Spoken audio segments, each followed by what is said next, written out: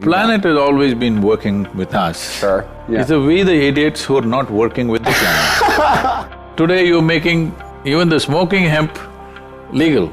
You could own the weed instead of smoking it. By recommendation, we must make sure children below 14 years of age wear only natural fiber in this country.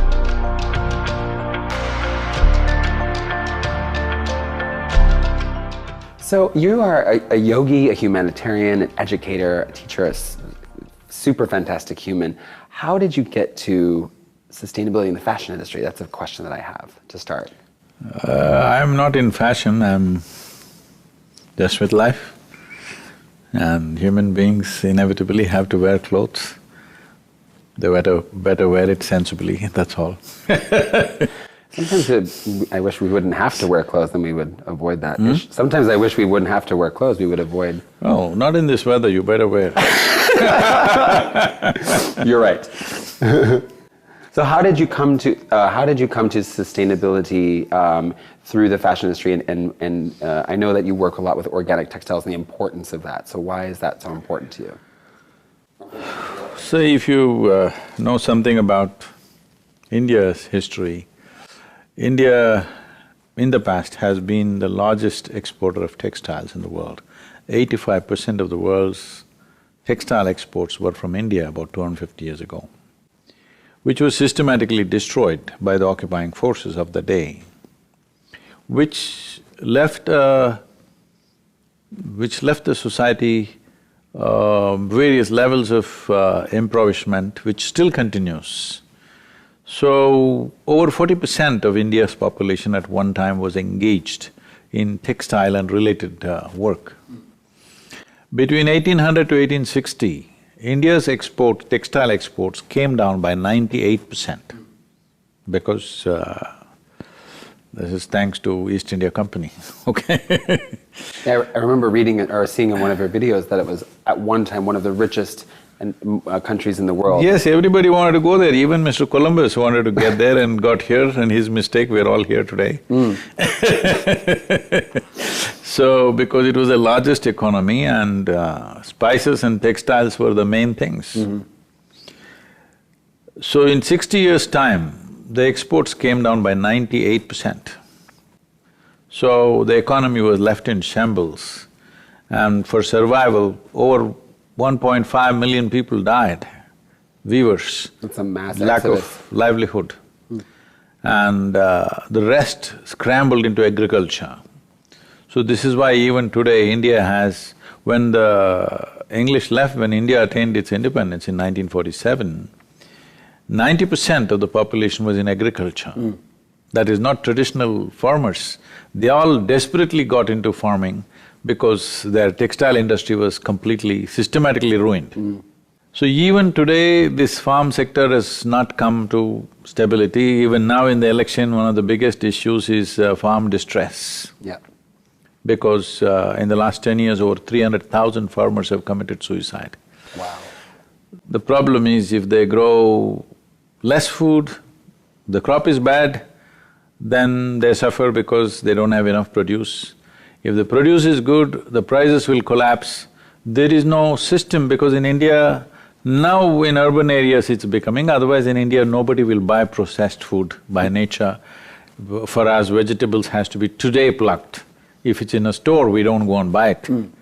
Now slowly they are being, you know, what to say… They're retrained or influenced by yes, Western culture. now I'm trying to use the right word, being domesticated. Domesticated. Otherwise, you know, when we are growing up, my father refuses to have a refrigerator at home. He said, if you get this, you'll all start eating old food. So no refrigerator at home, everything has to be fresh.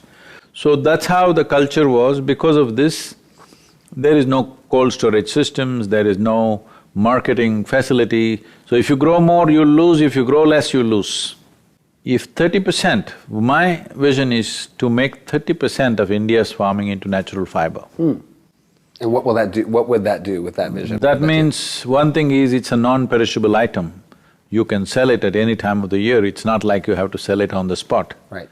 That'll make a huge difference for the India's farmer.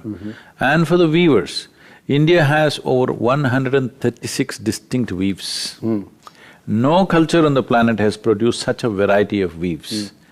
But a whole lot of them, about 67 of them, are on the verge of extinction. Can you elaborate a little bit about the importance of weaving and the importance of weavers and why there's so many? Most people don't understand what is weaving. Guilty. When I was 17 years of age, and I did not show much interest in my education, my family, my larger family was involved in silk weaving. So my father said, why don't you go and explore this? Go and see if you can do some industry or business like that. So I went to see. I thought, when I was 17, I thought I was super smart. It took me some time to realize, it takes life to realize how dumb you are, okay? So I'm thinking I'm super smart, and I just go sit there, and this totally… I'm sure he's illiterate, he's never been to school. He's like, there must be, I don't know how many threads, there must be some 10,000, 12,000 threads coming. The guy's just moving like this, he's doing this magic, and the cloth keeps happening, and somewhere one flower comes up here, one flower comes up there. Perfect geometry, it never goes wrong. There's no computer, there's no nothing, it's all in his head. I just looked at it trying to figure out what he's doing. The smart me couldn't figure a damn thing. Okay, I sat there for a few days. Then I thought, this guy's got something in his head that all your stupid education is never going to get you there. It's a different level of computing. He's simply doing magic with his hands. So 136 varieties we evolved over a few millennia. Unfortunately, in a matter of 50 years, we're destroying it completely. Many of these weavers are last generation, because their children have already become software engineers, maybe in San Francisco already. Yeah. So, these old people are doing something, one little weaving something, a few people, handful of people doing.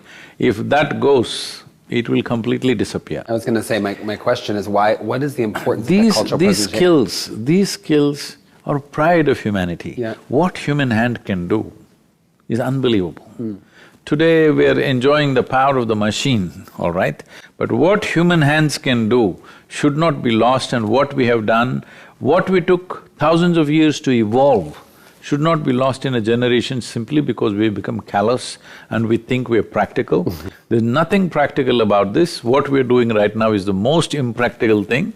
It's not even practical for the planet, nor for our health and well-being. So, a more practical thing would be definitely to go back to natural fiber. Natural fiber, variety of natural fiber that's available, does such tremendous things to your body. Today there is substantial medical studies to show what kind of damage polyfiber is causing to your system. And various diseases and allergies are being attributed to this. Particularly a growing child should never use synthetic fiber, must be natural fiber. So we're trying to bring this forth. The reason why we're getting involved with the American designers is we want them to push this. And well, this part of the world, people can afford to buy what they want. At least 50% of your clothing to start with must be natural fiber. Children below 12 or 14 years of age should not touch synthetic fiber. They must be natural clothing. So we want to push this into the schools. If schools can promote that everybody should wear natural fiber from an early age, if they know the comfort and the pleasure of being in natural clothing, they will not go to synthetic clothing later on. Absolutely. Very good points. I've got a question. I've been reading, watching a lot of your videos and reading up on you, and you talk a lot about connection. How does natural fibers and the lack of wearing, how does that relate to connection? Are we becoming more disconnected from the world because we are not even using natural fibers in our everyday lives anymore, or what are your thoughts on that? See, you have seen synthetic fiber has a certain static, you know? If you take a substance like terling or polyester, if you just rub it, there is static. Constant static around your body, is it a good thing to do to yourself? You want… see, in the yogic system, how we understand life is, the dynamism of the same energy is called life. Inertia of the same energy is called death. So, you have lot of static around you is not going to make you dynamic. In many ways, it's going to cripple you. This may be subtle. Your ability to perceive may be crippled, but you don't understand because you think by consulting the Google lady, you know the universe. Yeah. Information is being misunderstood as intelligence, which is a very serious flaw. And if one has to keep one's intelligence and perception at a certain level of sharpness, all this matters. How you eat, how you sit, how you stand, what you wear, what is in contact with your body, everything matters. If you want to somehow live and go away, then it's… whatever you do is fine. But once you come as a human being, that is the significance. Though we do the same things that every other animal does, we want to do it in a certain way so that we stand apart from every other creature on this planet. It's only in the way we do it, it's not in what we do.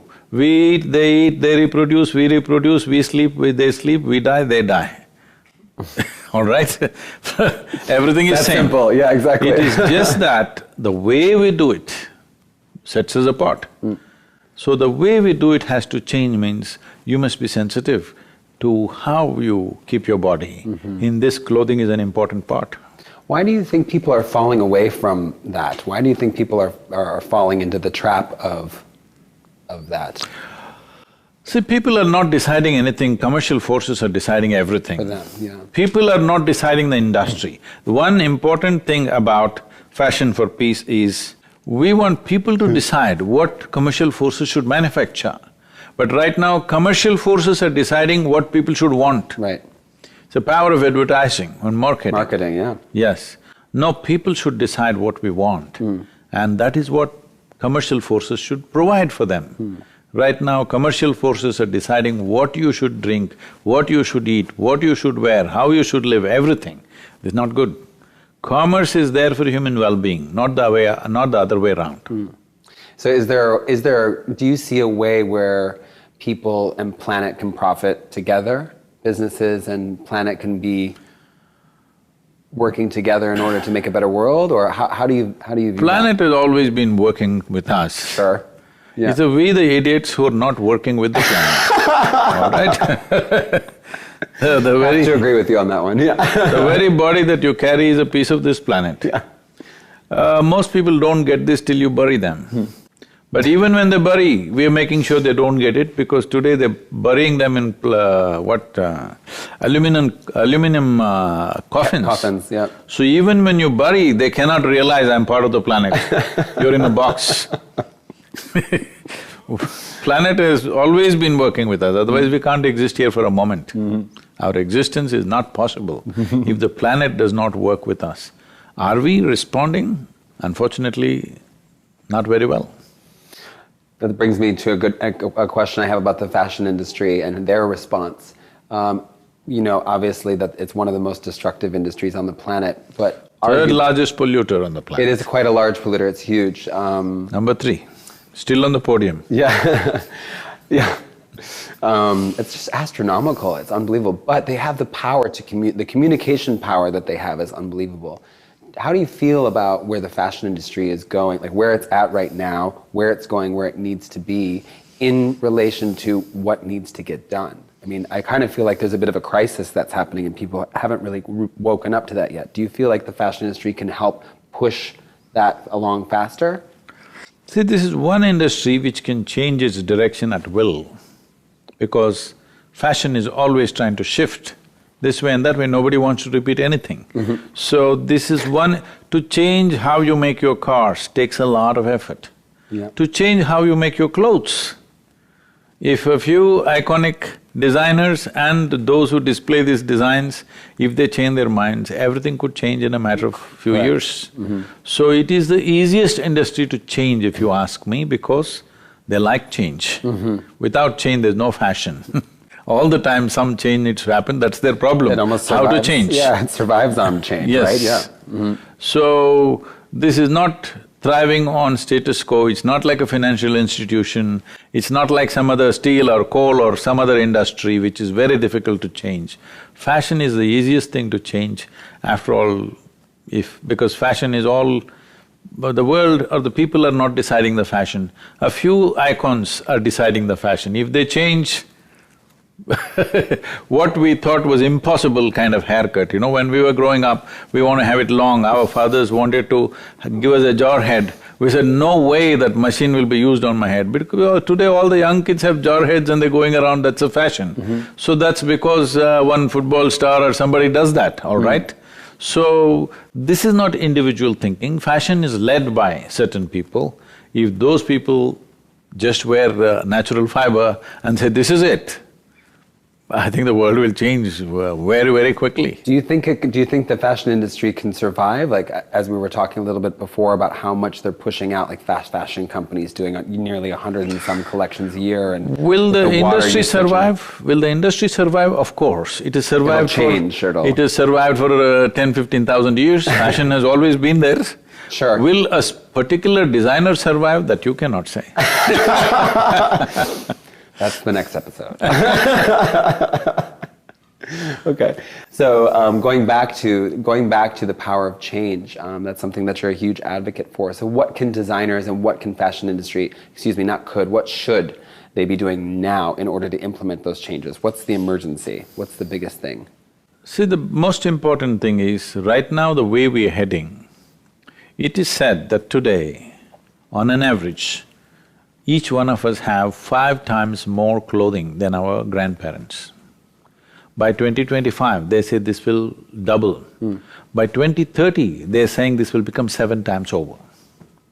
So the amount of clothing that we're going to manufacture in the next 10 years is more than what we have manufactured in the last 200 years.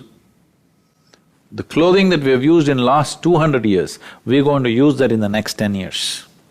So when this is the kind of consumption of fabric we are going to make, what kind of fabric is important?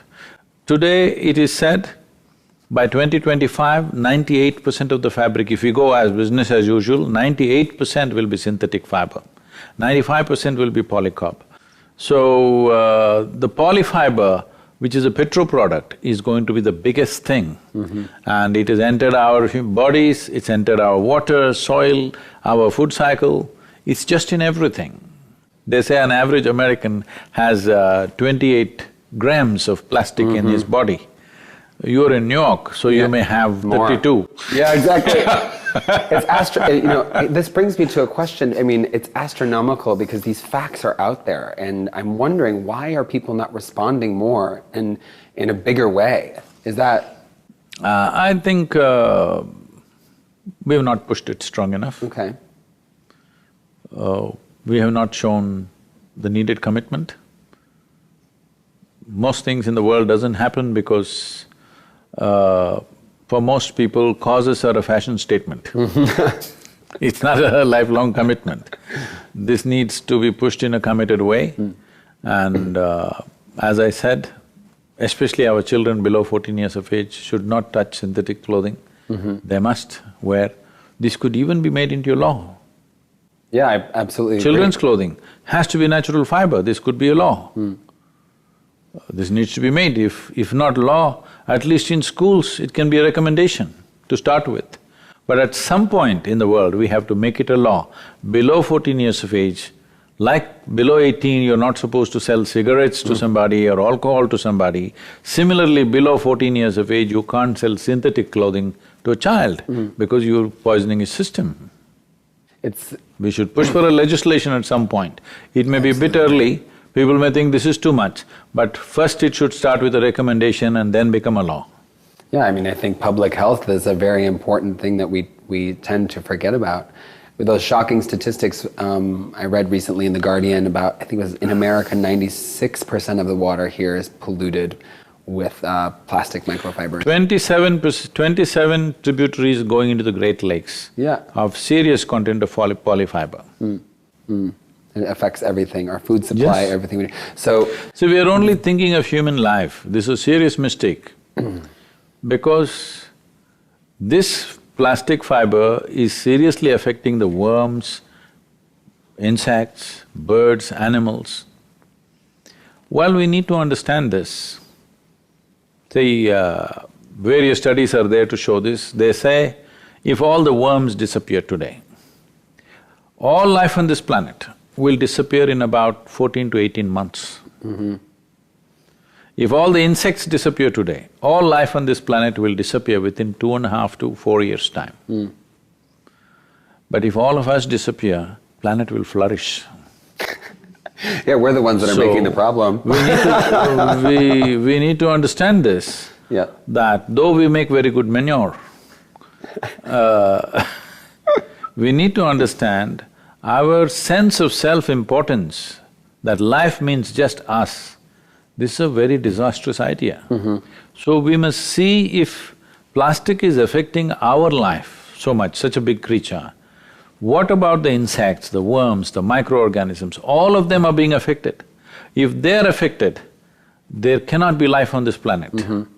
Planet can go on without us, but planet cannot go on without them.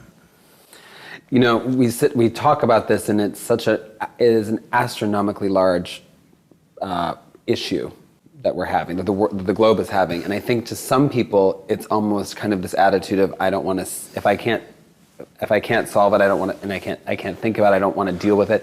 How does the everyday person interact with tackling this problem? Like, what can they do? See, when you can have a drug law, though a whole lot of people are saying, it's a good thing, why don't you make it legal, everything. You have a drug law. Why? Because you understand it's bad for the people. They may like it, bad things. That goes for clothing too. Initially it's a recommendation, initially it is a campaign to bring awareness, after some time it has to be a law. So you're suggesting that don't leave it to the choice of people? See, not… as I said, even the fashion that you do, whether it's your hairstyle or the clothes that you wear, except me, I'm a unique creature.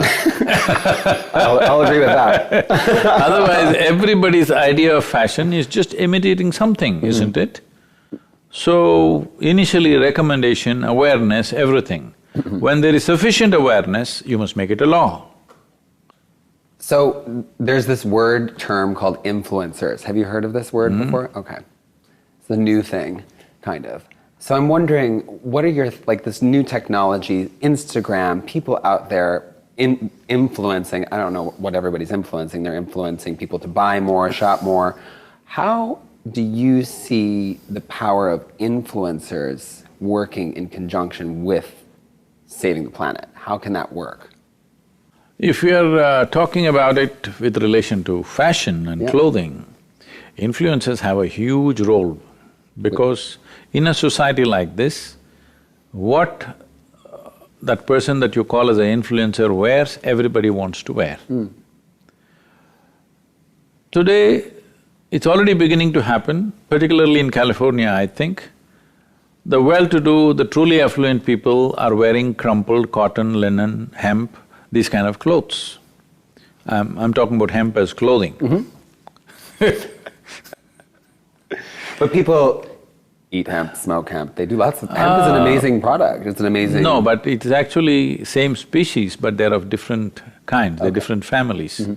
The hemp that produces cannabis, which is used for medicine and recreational purpose, is of one kind. The hemp that is used for fiber is of a different kind.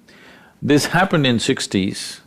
United States government put a serious amount of pressure on the Indian government to ban hemp growth. India tried to explain, these are two different families. They are the same species but different families, it's not the same thing. They said, nothing doing, you have to ban it. So Indian government banned hemp growth and destroyed a whole industry. But today you're making even the smoking hemp legal. The weed has become legal. You could own the weed instead of smoking it.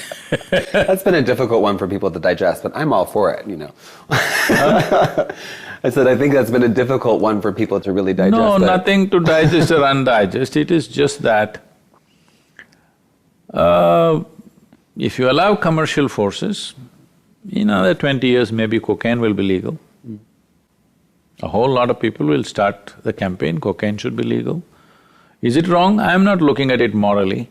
I'm only looking at it, anything that lowers human capability society should push it away, because it's very important in human life that you are able to do whatever simple things you do really well. This is very important for a human being, isn't it? Any simple thing that you do, the basic thing about the human being is you want to do it better than the way you did it yesterday. So this ability and this longing will go away if you use certain chemicals. Your idea of being stoned, see, I'm always stoned, look at my eyes. No substance, just stoned from within, all right? This kind of stoning will enhance your competence. People's idea of being stoned is sitting like a dead chicken.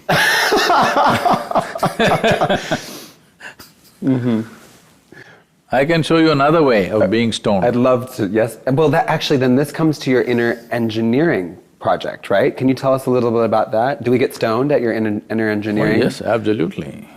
I'm so excited. Can I come there too? Yes. It's for all life addicts, those who are interested in life. Those who want to die can get intoxicated in such a way that all their faculties are taken away, they just fall asleep for 12 hours a day. If you want to sleep 10, 12 hours a day, you're clearly saying you don't like life, you like to die, right? Sleep is death. Sleep is death. So, there's another way, this is the most sophisticated and complex chemical factory. If you are a good CEO, you would produce the kind of chemistry that you want. You can make your chemistry in such a way you're always blissed out. But if you're a lousy CEO, you produce anxiety, you produce this and that, and then you have to put chemicals from outside, which give you some sense of relief, but they're taking away your competence. People say, even in India there's a campaign that you must make marijuana legal. I said, it's fine. In a college, I'm speaking in a university, they said, why is it not legal? Sadhguru, why don't you speak for this? I said, I have no issue. I want everything to be legal and I want sense to be compulsory. Because you think you can go to your college, in India it's called, I smoked, means it's a cigarette. I'm smoked up, means it is this. Yeah. So you want to smoke up and go to your classroom. As it is, most of you can't figure out what is written in the stupid textbook, all right? I can identify with that one. You read it half a dozen times, you're still not getting it. Smoked up, I can imagine. Anyway, forget about that. Today you want to fly, your pilot is smoked up. You want to fly this airplane? No. Today you need a surgery, your doctor is smoked up. You want the surgery? No. But you want to go to college smoked up. How come? So tell us a little bit more about the inner engineering program. See, I'm stoned out, always. I can tone it up, bring it down as I feel, but my competence will not go down. The more I'm stoned, more competent I become, because it's like a lubricant. Nothing bothers you. Every kind of people, every kind of activity, everything, and you can do it joyfully because you're always blissed out. This kind of stoned is good. You stone like a dead chicken, what is the point of that kind of stone? Not much comes from that, I'm guessing. Huh? Not much comes from that one, I'm guessing. Not at all. Once you're on it, your sleep quota increases, that itself is against life. Well, this then brings me back to the idea that you talk about with connection. Have people really lost connection? Have they become so disconnected from themselves that that's what they need? See, this whole idea that your thought and emotion is of paramount importance has made human beings think that their psychological structure is more important than the cosmos. It's a stupid way to exist. People have not understood that My thought and my emotion is my making. They think it's something else, some other phenomena is happening. No phenomena is happening. Your thought and emotion is only happening from the little data that you have gathered. You just… on a recycling process, there are permutations and combinations, and you think this is creativity. This is just garbage recycle. Once you give so much importance to your thought process and your emotion, you are a psychological case because you have no taste of the world. Yeah. You only have your own psychological mess going on endlessly and you think that's everything. Whether you think of God or devil, it's your doing, right? It's your making. What kind of God appears in your mind, what kind of devil appears in your mind is also cultural thinking, isn't it? In India, we have a very colorful variety of gods and devils, not one. I'd like to know more about that.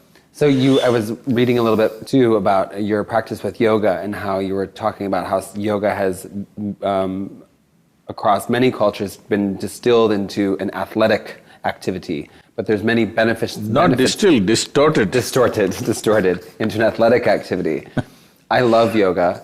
I often ask if I'm doing it correctly, but I don't know if that's even a good question. No. Probably not. No. So lots to learn when I come to visit you in India. You can also learn here in America. Okay, great. I'm excited about that. But my question is how does… I'm not going back and having you as a guest. Oh. I'm saying it's also available right here. Okay. How does that, how can people connect through, like, how does that practice of spirituality and yoga fit into this whole… See, first of all, let's understand the word yoga. The word yoga means union, not body twisting and stretching and doing something. Physical aspect of yoga is a minuscule of yoga. Word yoga means union. What does union mean is, see, as you sit here, you're breathing. That means the life that you are and this planet and this atmosphere and the universe in some way is in transaction.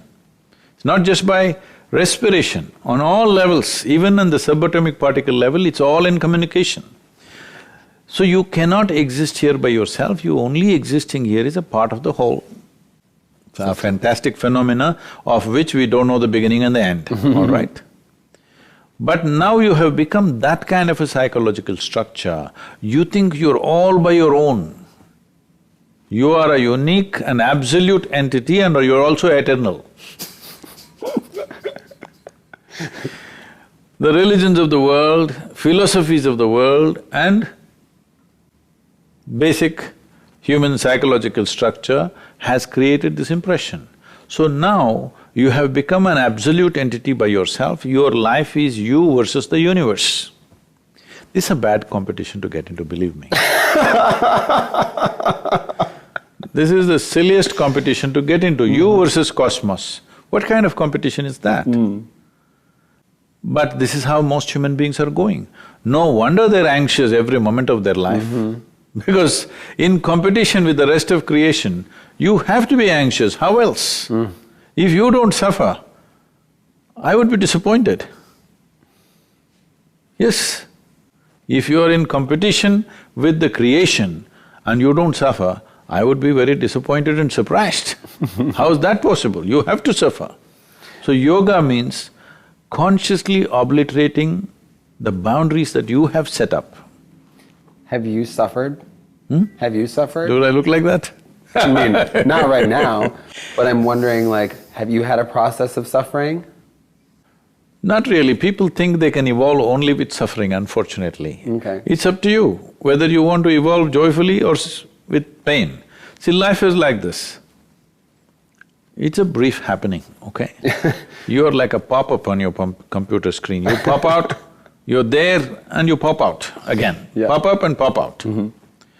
But this brief amount of time, whether you want to keep this in a pleasant state of experience or in an unpleasant state of experience is up to you. Both the faculties are there with you. Right now, whether you enjoy sitting here or you suffer sitting here is entirely your choice. But a whole lot of people think there is a good reason for their suffering. Because they think they're eternal, they don't know they're mortal. Every moment of their life, they're not conscious. This is a brief amount of time and it's getting over. As you sit here, your hourglass is getting empty. Most people are not conscious of this. They think they're immortal. I think a big industry has been created around that suffering. Oh, yeah. Yeah. Not one. Back to soil. Back to soil. I've got a question about that. Even they're refusing to get into soil. Yeah. They're in the aluminum caskets. Suffering. Soil is suffering right now. We only have 60 years left. It's a big question. I mean, What is 60 years? 60 years left of healthy soil on the planet is a statistic that I've been reading about. I'm not sure if that's entirely exactly accurate, but I don't think we have an infinite source of healthy soil left. You don't have, but if a lot of us die, the planet, the soil becomes very healthy. Okay. So, who's gonna die? All of How us. do we choose? All of us die. Okay. It's just a question of when. When and how, I guess. I mean, I guess how doesn't really matter, it's when. It's only when. But it doesn't even really matter when, because it just will, right? We're just gonna go. So, who has to die? See, this is the whole problem. Most people think other people die. You're gonna die, you're gonna die. Yeah, no, all of us die. Yeah. So, if we make the very source of our bodies, which is the soil, unhealthy, and we hope that we will live well. Some people, of course, trying to escape to Mars, that's a different matter. People are trying, people are trying. Yeah, all the best. But even if you get there, what will you do there? To Mars? You'll do the same thing. Well, there's no soil on, I don't… No, even if you go to Mars or some other planet, you will destroy it also, because this is what you know. Instead of learning to fix it here, you want to go elsewhere. Even if you go there, you will do the same thing. Is this not what we did wherever we went? See, there were known parts of the world and unknown parts of the world. Let's say this North America was called New World at that time. It's a whole new world. Well, we came here and did the same things, right? Faster than anywhere else. Learning to fix it. So, how are you collaborating? The most important thing is we are talking about sustainability of the marketplace. Okay. First of all, let's talk about most vital things in our life. Sustainability of living healthfully, peacefully, joyfully, lovingly. None of this is sustainable. None of those things you just listed are sustainable? For most people, it's their peace, joy, love, nothing is sustainable. You walk in New York City, they're living in the best of comforts compared to anywhere in the world. Their peace and joy is just skin deep. If you provoke them a little bit, they'll burst on the street, do you think? They're all behaving in a civil way. This is what civilization means, organizing civility. So it's all a sham? Huh? It's all fake? You poke them and see what'll happen. No, I'm gonna stay up here with you. I'm not going down there. Smallest provocation, the worst will come out of them. Most people, not everybody, there are wonderful people, but larger population has become like this. In an affluent nation where there is a choice of food, choice of lifestyles, so many things available, this is the condition of the people. So, when your well-being is not sustainable, when your joy is not sustainable, how do you make market sustainable? When your marriage is not sustainable, how do you make market sustainable? It's a mystery. Conversely though… Market is much more complex than your marriage, I'm saying. What's that? Market is more complex than my marriage? It is far more a complex process than your marriage. Yes. If this is not sustainable, how will that be sustainable, I'm saying? How… But then conversely, we have the impoverished. I mean, we live in New York City, we have a bubble, and like, I personally know this because I can barely afford to live in New York City. I'm wondering, like, how does that work with well, you were just pointing out the people who are living civilly, who have access to so much, but what about the people who are underserved or impoverished or marginalized? See, in a country like this, nobody need to be underserved. I agree. There is enough land, there's enough nature, but they like to live in the city, no matter what it is, and they have to drink their beer or whiskey in morning and evening, and in the afternoon, of course. So, that's a different thing. This is a different kind of poverty.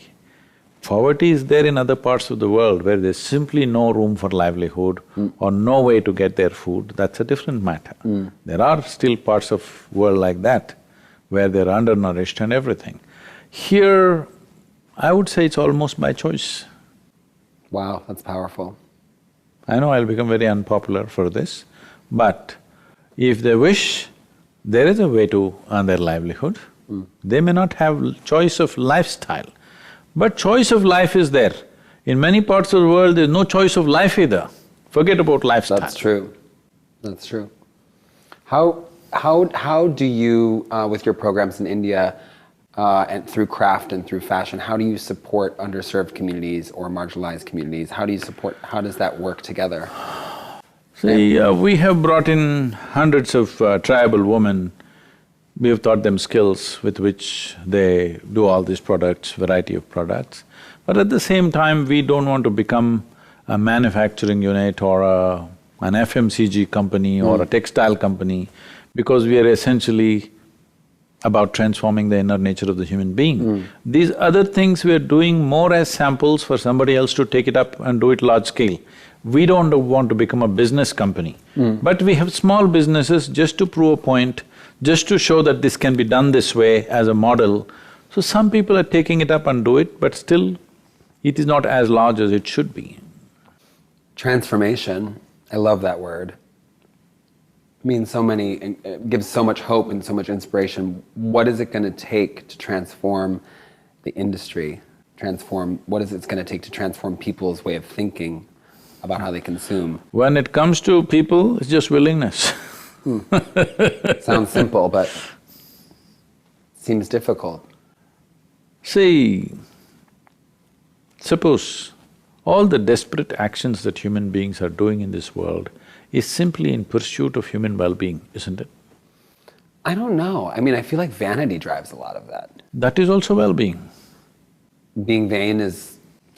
See, that's the only way they have some pleasure. True. If they knew, like I'm sitting here, if they knew how to simply sit here blissed out, they would see what we should do, what we should not do, isn't it? Not in moral terms, in terms of sensible way of living. This is not a moral science class I'm saying, this is right, this is wrong, I'm not saying that. Right. Question is what works and what doesn't work. Question is what works for every life. If you were joyful, have you noticed on a certain day when you're very joyful, you are such a wonderful human being to everybody around you.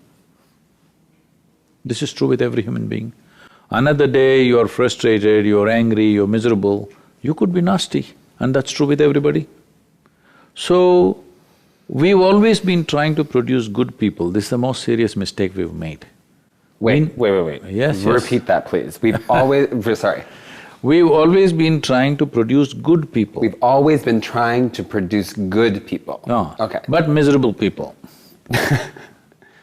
Instead, if we had seen how to produce a joyful human being, okay. a joyful human being is an insurance in the world. Because there's no desperation. Once you're joyful by your own nature, you're not a vested interest. You will simply do what's needed. You don't have to do anything in particular. Do you think the fashion industry lacks joy and that's why it's so screwed up? Well, not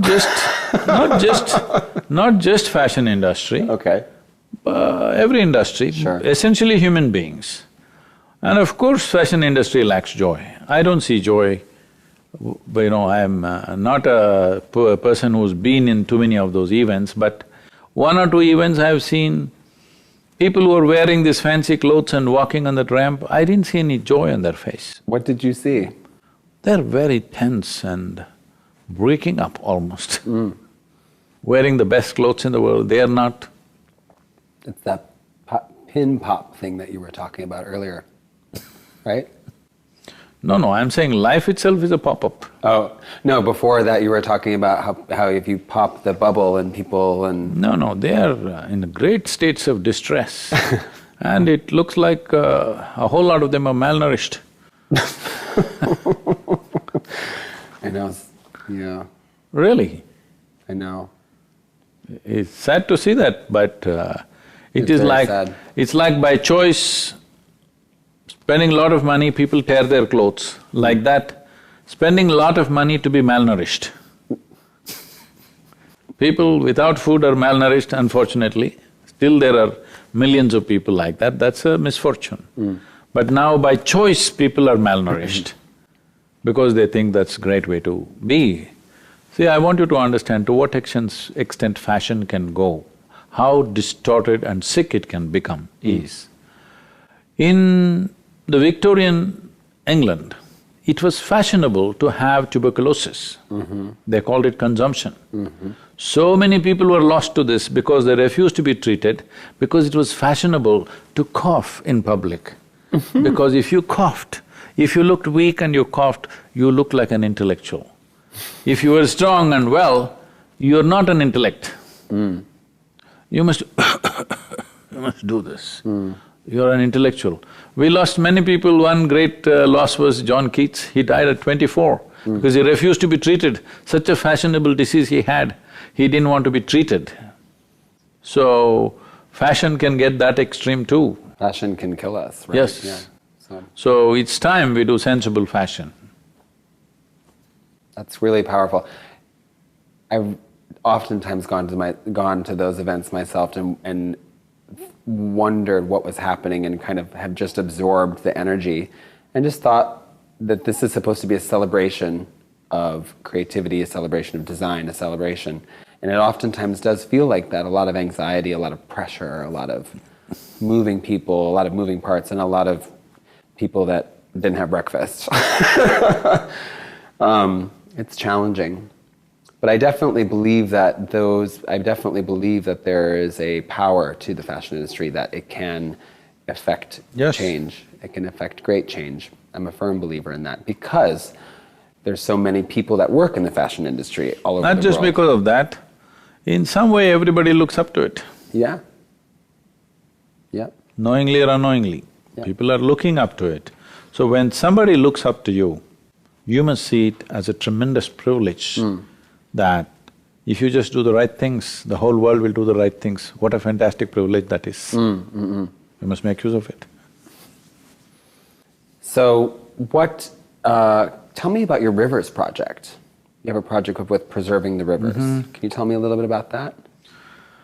So Rally for Rivers has a moment, when we started it was a month-long event where this has been the largest ecological movement on the planet.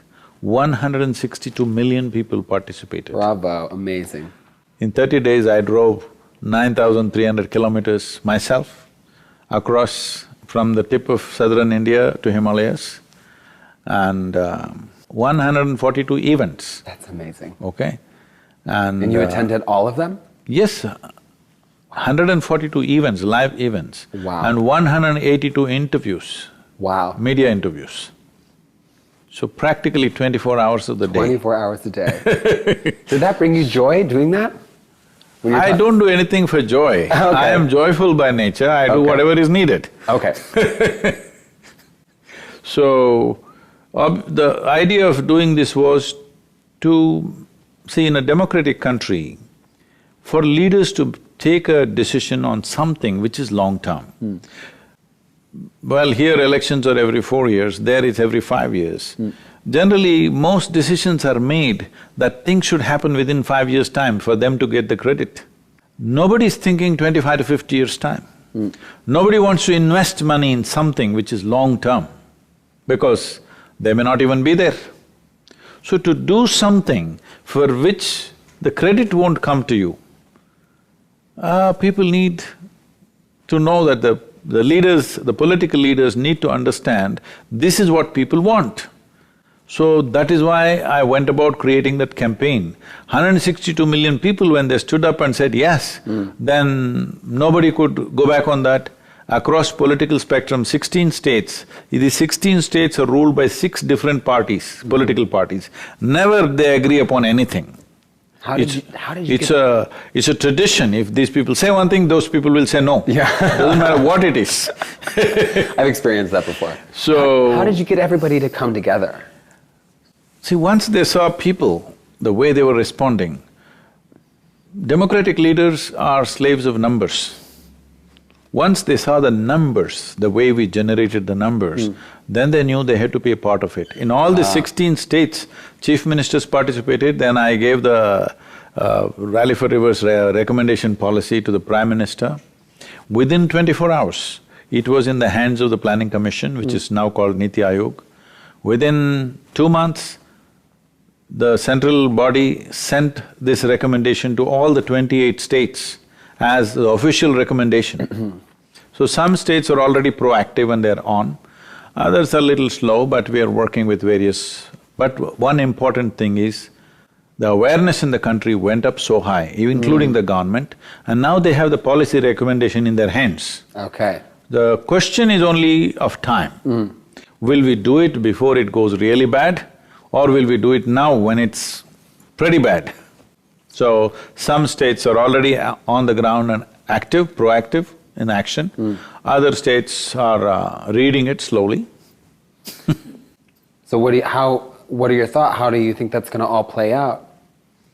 See, the important thing is, we are saying all river basins in India must have minimum 30% or 33% green cover, because Indian rivers are all forest-fed rivers. They are not glacier-fed rivers. Only 4% of the rivers are glacier-fed, rest are all forest-fed. Without vegetation, these rivers cannot flow. So the depletion in the rivers, everybody is busy talking about pollution. I had to wake them up and tell them, see, some rivers are flowing only because of the sewage water. If you cut the sewage, there'll be no river. That's a fact. So I said, cleaning up the river is not a big problem. If you make up our minds, in 3 to 4 years' time, we can eliminate the pollution. But river depletion, if you try to fix it now, it will take at least 20 to 25 years before it comes back, before it produces results. Maybe you and me won't be here, but if we don't do the right action, then there will be no river left. Already so many small rivers have gone, totally gone. People have built homes in the riverbeds. And what's the result of that? When the river goes, the fish go, the people's lives go, like what's the result of that? Per capita, 70 years ago, how much water we had, today we have 22% of that, okay? They're saying by 2030, we will have only 12% of that. So we're drinking water in the bottle, by 2030, we may be having shower with a bottle. That's where we are going. And the groundwater is depleting. India is exploiting its groundwater like no other nation because rivers are drying up. I think we have probably the largest number of tube wells on the planet. I don't know how many millions have been hit. So now some states have brought laws, if you want to put a drill, if you want to put a tube well, you have to get government permission. You can't simply put wherever you want. So like these laws are coming because of the Rally for Rivers. Because we made them… it was not just about rivers, it was about water. Because rivers have an emotional connect with people, we use rivers as a way to launch the rally. But it's about generally water bodies, both ponds, lakes, groundwater and rivers. These are all connected. Yeah. People think they're separate. No. No, groundwater and rivers are connected, it's a two-way transaction both ways. I'm curious about the mobilization of people, and I'm curious about how to get people on board to that campaign. That's a lot of people, and it's half of United States population. That's a lot of people, and my question is the mobilization of people. That's fascinating to me, because what I do with Global Fashion Exchange is about the mobilization of people and their passion to create a change. And I've never been able to pinpoint what ignites people. So I'm curious to ask you, I know that with what I do, there is change that needs to happen, and oftentimes this change from what we're looking at comes from consumers. So I've naturally kind of gravitated towards the consumer side. So my question is, how did you activate that many people around… Now that you use the word consumer, I use the word effectively. I said, everybody who consumes water must rally for rivers. Okay, yeah, there you go. Otherwise, if you're not a water drinker, we leave you. I guess the question, that makes sense. I guess the question is, it comes because one thing that I'm constantly hit with is, here, especially in the United States, is how is this going to benefit me? Like when we talk about sustainability in fashion, and when we talk about slowing consumption down and clothing swaps and the ecological effects of the fashion industry, people are constantly they're so caught up in their own world that it's very difficult to pull them, extract that. If I try to do Rally for Rivers and I'm running a major water bottling industry, then nobody would listen, all right? You need a trusting voice. Okay. People should understand this voice is not a vested interest. Otherwise, they will not respond. If I'm running a major water bottling industry and I say Rally for Rivers, they'll say go to hell. So like H&M, for instance, when they run their social activation campaigns or their campaigns around sustainable fashion, do you think that that's kind of similar? Can they do that? They can, but at the same time, see, because this is a kind of industry where they can bring about a huge change, they should. I would say, in India, major clothing industries are now going natural. So, that's a very good thing, because that will change the way the consumer looks at things, all right? So, they should do it. But I'm saying mobilizing millions of people means there must be a trusting voice. There must be a voice of integrity, otherwise it won't happen. And that won't… To earn that, it doesn't happen overnight, it takes time. It does take time to foster that trust with people. How long did it take you? All my life. All your life. Can I ask you more of a personal question? Do you have family? Yeah. What is all this? I mean, okay, so that is kind of a silly question, I guess. Well, I'm just curious about like how you surround yourself. With the planet, with the atmosphere. Okay, I'll stay away from that question. I was just curious about… Why, you thought I'm in some kind of a bubble? No, well, kind of. The planet itself is in a bubble of this atmosphere. You're a mystic. Did you come from like another planet? Like, how did this happen? I'm just kidding, I'm having fun. That happens when I'm entering the United States. They make me stand in that line which says resident alien. Isn't it awful?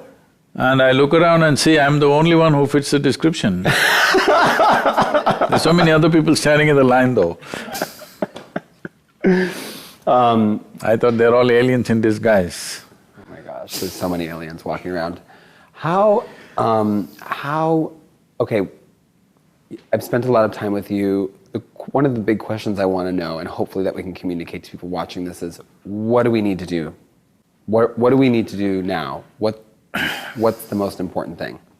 One thing is, by recommendation, we must make sure children below 14 years of age wear only natural fiber in this country. Okay, that's… First recommendation, in 3 years' time we should work for a policy where children must wear. Nobody can manufacture clothing in synthetic material for children. Children's wear. When those children grow up, they will have enough sense. So first, it's children not wearing synthetic clothing and then mandating. Hoping adults will have enough sense to do that by themselves. But for children, it must be recommended in schools and everywhere. My dad used to say something funny to me when I was a kid, because I would say, I hope, I hope, I hope. And he'd say, Patrick, hope is for suckers. So I think we need to mandate it across everything. I agree with you there. No. See, in a democratic country, you can't do everything by law. Okay. You can only… on children's choices, you can mandate a law. In adults' choices, you cannot mandate a law. So I'm not saying hope in that sense. Okay. Hope is definitely for suckers. Hope is for suckers. Should have seen the look on my face when he said that to me the first time. I was like, what? Well, this has been a fascinating conversation with you. And one last question is, you have a yoga institute in India, is that correct? Yes, here also in Tennessee we have a large center. In India, you must come and see. I would love to come and see. It's a unique place, you must come and see. I would love it, I would love that. Thank you. There's a book. Thank you so much, this is so wonderful. Thank you so much. Thank you so much.